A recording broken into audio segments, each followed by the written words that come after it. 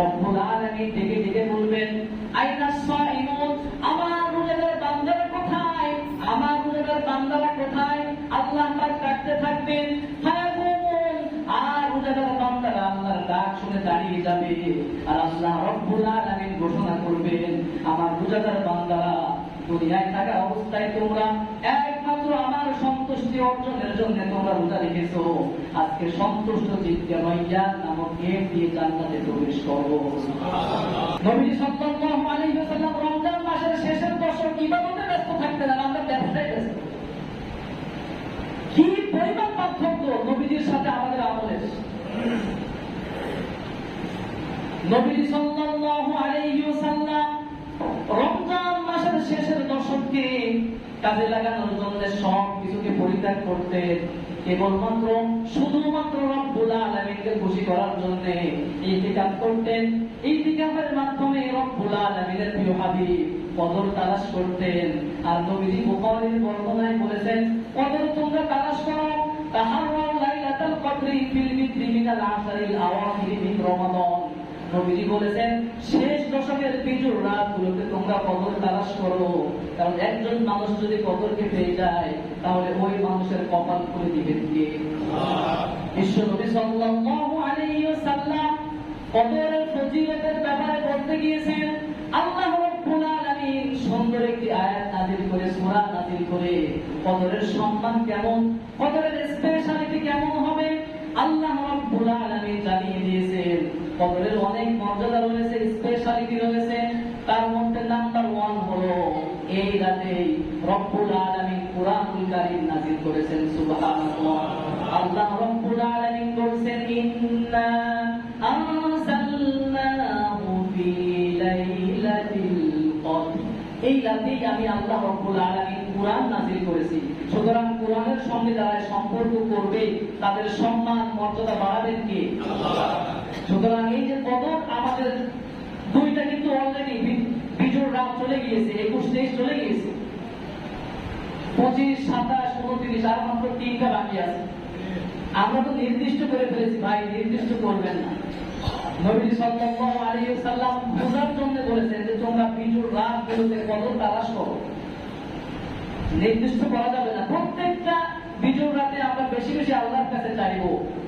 যদি একটা রাত আমাদের জুটে যায়, 1000 মাসের চাইতেও বেশি আমল, বেশি সওয়াব আমাদের আমল নামার মধ্যে দিয়ে দিবেন কে? আল্লাহ। কারণ এই রাতের নেক আমল 1000 মাস অপেক্ষা উত্তম বলেছেন আল্লাহ রাব্বুল আলামিন। বলেছেন, লাইলাতুল কদরি খায়রুম মিন আলফি শাহর, 1000 মাস আপনি বাঁচতে পারবেন, কোনো গ্যারান্টি নেই। 83 বছর বাঁচা এটা অসম্ভব বর্তমান সময়ে। আল্লাহ বলেছেন 83 বছরের চাইতেও আরো বেশি সওয়াব। সুবহানাল্লাহ, সুবহানাল্লাহ।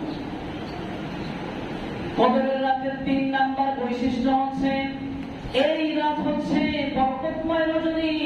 আল্লাহ রাব্বুল আলামিন দুখানের মধ্যে বললেন, ইন্না আনসালনাহু ফি লাইলাতিন মুবারাকাতিন ইন্না কুন্না মুনজিরিন।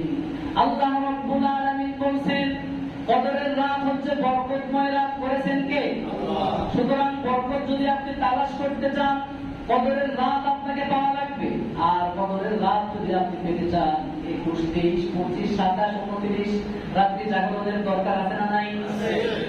আর নাম্বার 4 হচ্ছে কদরের রজনীর 4 নাম্বার স্পেশালিটি হচ্ছে রব্বুল আলামিনের প্রিয় হাবিব বলেছেন, আল্লাহ পাক জানিয়ে দিয়েছেন, তানাজ্জালুল মালাইকাতু ওয়ার রূহু ফিহা বিইذনি রাব্বিহিম মিন কুল্লি আমর।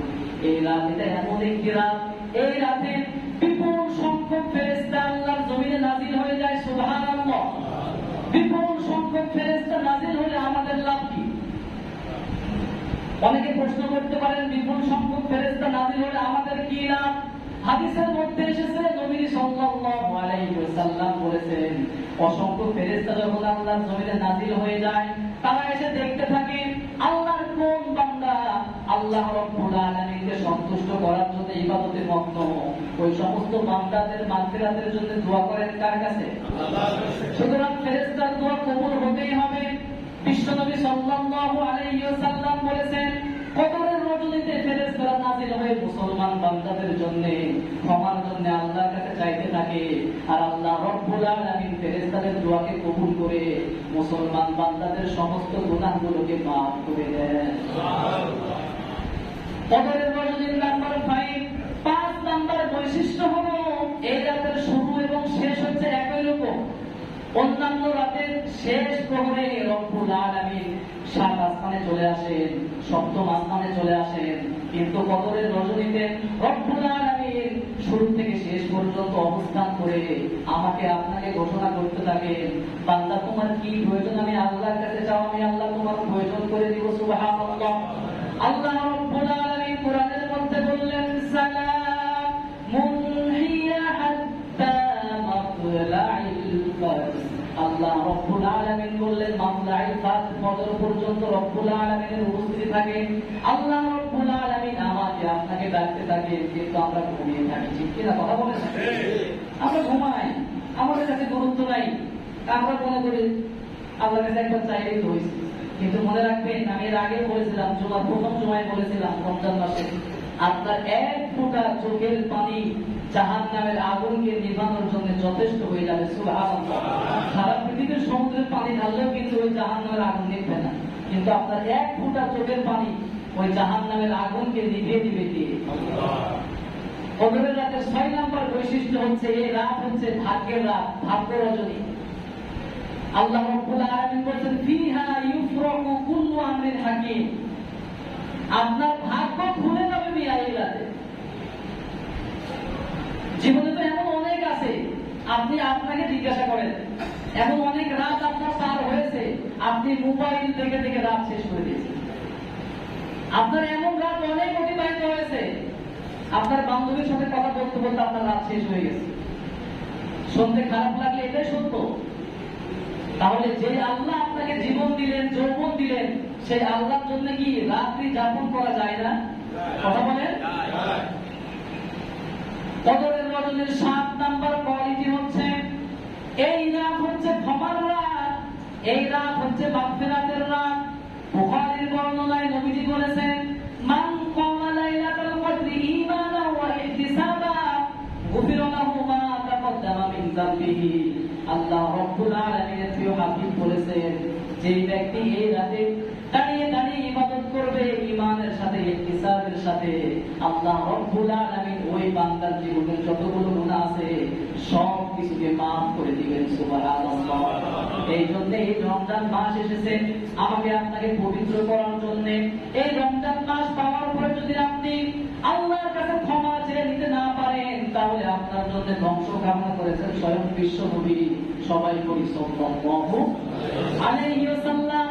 আর যদি আপনি এই মাসকে পাওয়ার পরে আল্লাহর কাছে ক্ষমা চেয়ে নিতে পারেন, আপনি ধন্য হয়ে যাবেন কিয়ামতের কঠিন বিভীষিকাময় দিনে। আপনার সম্মান, আপনার মর্যাদা বাড়িয়ে দিবেন কে? আল্লাহ রাব্বুল আলামিনের প্রিয় হাবিবকে রব্বুল আলামিন জানিয়েছেন, বিশ্ব নবী সাল্লাল্লাহু আলাইহি ওয়াসাল্লাম বলেছেন, ইন্না ফিল জান্নাতি বাবান ইউকালু লাহুর রায়্যান। রোজাদারের সম্মান কেমন হবে শুনেন, কিয়ামতের ময়দানে আল্লাহ রাব্বুল আলামিনের প্রিয় হাবিব ঘোষণা করেন, কিয়ামতের দিনে যতগুলো রোজাদার বান্দারা জান্নাতে প্রবেশ করবে, রোজাদার বান্দাদের জন্য স্পেশাল একটা গেট রয়েছে, সেই গেটের নাম হচ্ছে রায়্যান। সেই গেটের নাম কি? আরেকটু জোরে বলেন, সেই গেটের নাম কি? বিশ্ব নবী সাল্লাল্লাহু আলাইহি ওয়াসাল্লাম বলেছেন, ইয়াদখুলু মিনহুস সাইমুনা ইয়াওমাল কিয়ামাহ। কাল কিয়ামতের কঠিন বিভীষিকাময় দিনে যতগুলো সায়েম, যতগুলো রোজাদার জান্নাতের মধ্যে ঢুকবে, ওই সমস্ত রোজাদার বান্দাদেরকে রব্বুল আলামিন ডেকে ডেকে বলবেন, আইনাস সাইমুন, আমার রোজাদার বান্দারা কোথায়? আমার রোজাদার বান্দারা কোথায়? আল্লাহ পাক ডাকতে থাকবেন, ফায়াকুমুন, আর রোজাদার বান্দারা আল্লাহর ডাক শুনে দাঁড়িয়ে যাবে, আর আল্লাহ রব্বুল আলামিন ঘোষণা করবেন, আমার রোজাদার বান্দারা দুনিয়ায় থাকা অবস্থায় তোমরা একমাত্র আমার সন্তুষ্টি অর্জনের জন্য তোমরা রোজা রেখেছো, আজকে সন্তুষ্ট চিত্তে রায়্যান নামক গেট দিয়ে জান্নাতে প্রবেশ করো।